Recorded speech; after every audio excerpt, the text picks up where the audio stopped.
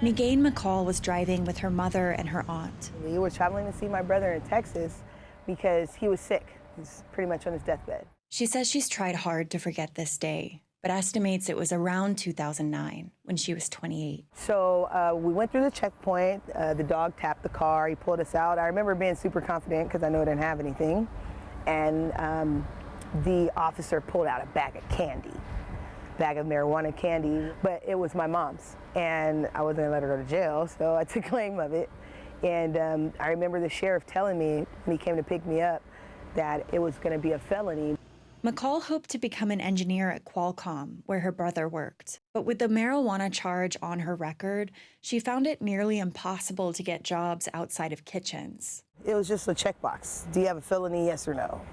That's it. I didn't get to say, yeah, but I took a charge for my mom, you know what I mean? She no longer qualified for subsidized housing. Sometimes the charge even prevented her from volunteering. Black and white people use cannabis at similar rates.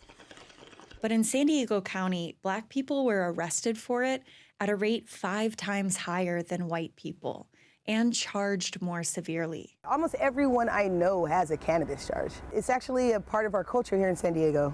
It always has been my entire life. And with that, we are adjourned. The California Reparations Task Force estimates the war on drugs cost each Black Californian more than $100,000. And the harm went beyond finances. McCall says the criminalization of cannabis cost her her brothers, who turned to harder drugs. Because the harder drugs leave your body sooner.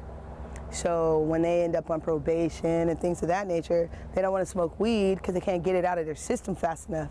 And that ended up taking my brothers out. In 2016, California legalized recreational marijuana. Suddenly, some were getting rich off the very thing that had cost McCall so much. When it crossed over from medical to recreational, I kind of felt like, all right, here's our chance. But the rules say you have to already be renting space when you apply. It can take up to a year for city staff to respond with a decision. McCall couldn't afford the rental costs without a guarantee she could make her money back. Like many of the people most harmed by the war on drugs, McCall was frozen out of the market. No one likes to give us loans, so we were stuck in a rock and a hard place. Like, I'm not going to tell you no, but I'm going to tell you need this stuff, and I'm not going to give it to you. In 2020, McCall says a friend invited her to pre-planning meetings for the Cannabis Social Equity Program. She says she had to educate herself to even be able to participate. For like the first 3 to 6 months, I had no idea what was being said. No clue. I had no idea. I don't know legal jargon. But she discovered her presence made a difference. She told city staff she didn't qualify for the program because her charge was out of state. The city later changed the rules. By the next meeting, they had rewritten it. I saw that like I had a little bit of power to make change for people. McCall and others who were advising the city requested 36 equity licenses. But a license alone is not enough. They are asking that city code be rewritten to remove some of the biggest barriers, like the existing rental requirement. They're also asking for a forgivable loan.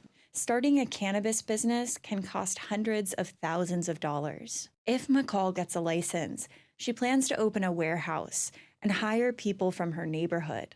Me and 4 of my friends do the same thing. Now we have a bank between us, and my neighborhood needs something for the park. They don't have to go to City Hall and beg for it. We're looking for a teen drop-off center, right? Then come to us. And it's no question, yes, build it, you know? That's my ultimate goal. My whole Southeast is gonna be different. City staff anticipate having a draft of equity program legislation as early as this fall. Katie Hyson, KPBS News.